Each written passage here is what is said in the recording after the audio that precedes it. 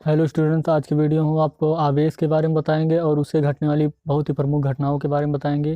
जैसे जब हम कंघी को जो है बाल में रगड़ देते हैं तो उसके पश्चात कागज़ के टुकड़ों को पास लाते हैं या कागज़ के टुकड़े के पास ले जाते हैं कंघी को, तो कागज़ का टुकड़ा आकर्षित होने लगता है। इस तरीके से क्या होता है कि जब हम गर्मियों में टी शर्ट या शर्ट कुछ भी उतारते हैं या जो अपना बनियान उतारते हैं तो उससे ध्वनि आती है, चट चट की आवाज़ आती है। तो ऐसी कई घटनाएं हैं जो कि वैद्युतिकी के कारण होती है, स्थिर वैद्युत के कारण होती है, आवेश के कारण होती हैं। तो पहले आज समझाते हैं कि ये क्यों होती हैं। तो सबसे पहले बताते हैं कि आवेश क्या होता है।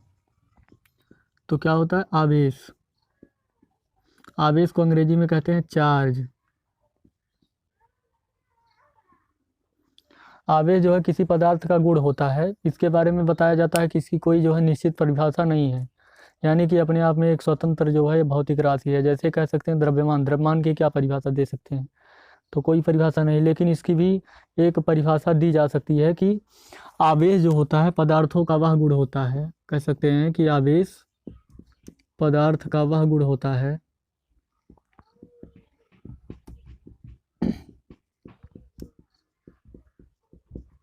आवेश पदार्थ का वह गुण होता है जिसके कारण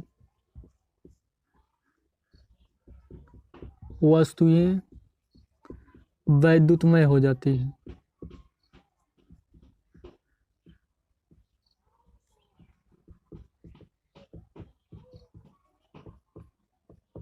तो एकदम सिंपल से बोल सकते हैं कि आवेश पदार्थ का वह गुण होता है जिसके कारण वस्तुएं वैद्युतमय हो जाती हैं। तो इसको समझाते हैं कि आवेश जो होता है वो ट्रांसफ़र होता है। कैसे? कि जैसे जब किसी वस्तु से इलेक्ट्रॉन जो है वो निकल जाता है, किसी वस्तु से जब इलेक्ट्रॉन निकल जाता है तो उस पर कौन सा आ जाता है? धनावेश। तो इलेक्ट्रॉन निकलने के कारण धनावेश आ जाता है और जहाँ पहुँचता है वहाँ क्या आ जाता है? ऋणावेश आ जाता है। तो आवेश का मतलब यही हुआ कि जो इलेक्ट्रॉन होते हैं वो किसी भी वस्तु से रगड़ के दौरान, घर्षण के दौरान निकल के दूसरे वस्तु पर ट्रांसफ़र हो जाते हैं। तो कहते हैं कि वस्तु क्या हो गई? आवेशित। ये है हर पदार्थ का क्या है? ये गुण है आवेश। ठीक, उसके कारण ही वस्तुएं क्या होती है? वैद्युतमय होती है। अब समझाते हैं कि ऐसा क्यों होता है कि जो कंघी को सूखे बालों से रगड़ने पर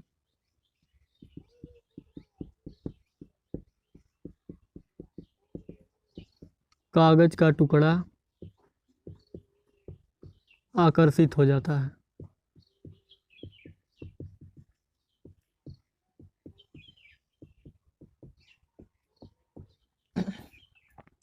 तो पहला क्वेश्चन है कि कंघी को जो है सूखे बालों से रगड़ते हैं तो कागज का टुकड़ा क्या हो जाता है? आकर्षित हो जाता है। तो इसको एकदम सिंपल सा इसमें लॉजिक है कि जब हम कंघी को जो है सूखे बालों से रगड़ते हैं या पटरी को या कोई पेन ही हो प्लास्टिक का, तो जब उसको सूखे बालों में रगड़ते हैं तो जो इलेक्ट्रॉन होते हैं, जो कंघी के इलेक्ट्रॉन हैं, कंघी के इलेक्ट्रॉन वो कहाँ चले जाते हैं? सूखे बालों पर।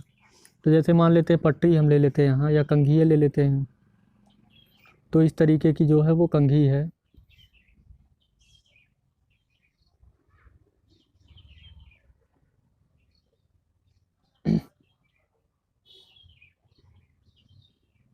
तो इस तरीके से क्या है? कंघी है। और इसको जब हम बालों में जो है रगड़ते हैं या बाल में रगड़ते हैं तो इसके जो इलेक्ट्रॉन होते हैं ये कहाँ पहुँच जाते हैं? सूखे बालों में। तो इलेक्ट्रॉन जिससे निकलेगा उस पर कौन सा चार्ज आ जाता है? धनावेश। सीधी सी बात है। तो इस पर कौन सा चार्ज आ गया? पॉजिटिव आ गया। ठीक, धनावेश आ जाता है। तो जिस भी पदार्थ से इलेक्ट्रॉन जो है ट्रांसफ़र होता है, निकल जाता है, घर्षण के द्वारा जो है निकल गया तो उस पर धनावेश आ गया। जो कागज़ का टुकड़ा होता है उस पर इलेक्ट्रॉन होते हैं, ऋणावेश होता है, क्योंकि इलेक्ट्रॉन से मिलकर ही तो बना होगा वो। तो जो कागज़ का टुकड़ा होता है, कागज़ का टुकड़ा, इस पर ऋणावेश है या इलेक्ट्रॉन है।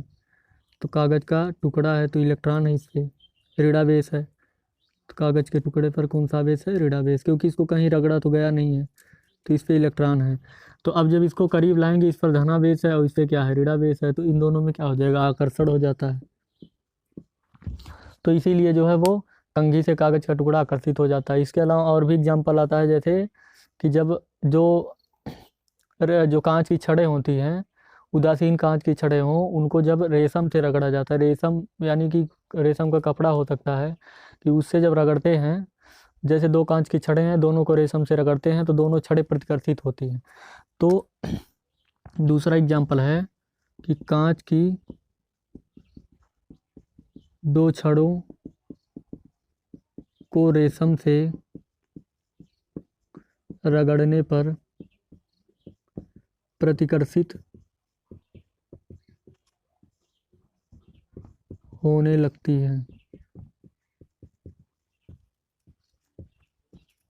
इसका कारण भी बता रहे हैं कि कांच की जो दो छड़ें हैं उनको रेशम से जब रगड़ते हैं तो दोनों प्रतिकर्षित होने लगती है, क्योंकि जो कांच की जो छड़ है, कांच की छड़ हैं, दो छड़ें हैं, एक छड़ ऐसे, ठीक, और एक छड़ और है।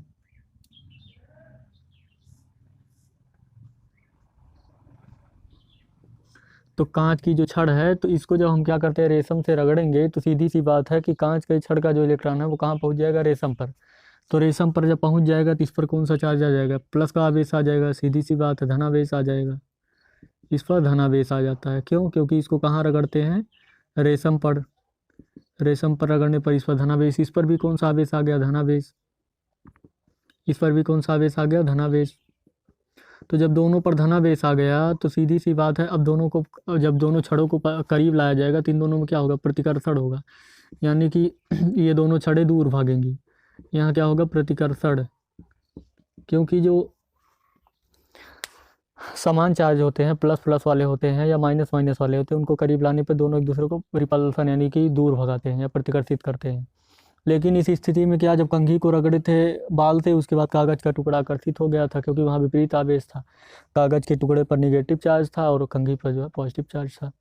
इसके अलावा एक एग्जाम्पल और है कि यही जो जो कांच का टुकड़ा है, कांच की छड़ है, इसको जब रेशम से रगड़ के रेशम के पास लाते हैं तो रेशम का जो कपड़ा होता है वो आकर्षित हो जाता है। तो क्योंकि कांच के छड़ पर कौन सा आवेश आ गया, प्लस, और लेकिन जब इसको रेशम से रगड़े थे हम, तो रेशम से जब इसको रगड़े थे तो इसका जो इलेक्ट्रॉन कहाँ आ गया था, रेशम पे आ गया था। तो जहाँ इलेक्ट्रॉन पहुँच जाता है उस पर कौन सा आवेश आ जाता है, ऋण आवेश आ जाएगा, सीधी सी बात है। तो इस पर कौन सा आवेश आ गया था, ऋण आवेश आ गया था। और इस पर जितना का धन आवेश आया उतने का इस पर ऋण आवेश आ जाता है।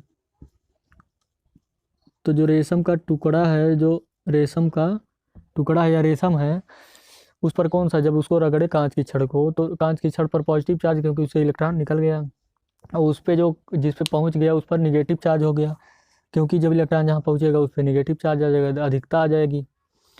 तो अब ये प्लस है, ये माइनस है, तो इन दोनों में क्या हो जाएगा, आकर्षण हो जाएगा। तो इसीलिए कांच की छड़ को जो है जब रेशम से रगड़ते हैं तो रेशम का कपड़ा जो है, टुकड़ा, वो आकर्षित हो जाता है। तो कुल मिला के इन वस्तुओं को कहा जाता है कि ये आवेशित हो जाती हैं रगड़ने से। आवेशित, आवेशित मतलब यही होता है कि उनसे इलेक्ट्रॉन जो है वो निकल जाता है या पहुंच जाता है, इलेक्ट्रॉन की अधिकता हो जाती है या कमी हो जाती है। तो जब इलेक्ट्रॉन की कमी होगी यानी कि निकलेगा तो उस पर धनावेश हो जाता है, और जहाँ पहुंच जाती है इलेक्ट्रॉन पहुंच जाता है वहाँ ऋणावेश हो जाता है, और इस कारण आकर्षण हो जाता है। और अगर दोनों चार्ज सेम है तो प्रतिकर्षण होता है। तो इसी के कारण ये कुछ घटनाएं थी, इनके बारे में उम्मीद करते हैं समझ में आया होगा। समझ में आया होगा तो लाइक करें, और आगे बताया जाएगा कूलाम का नियम, अगले वीडियो में कूलाम का नियम।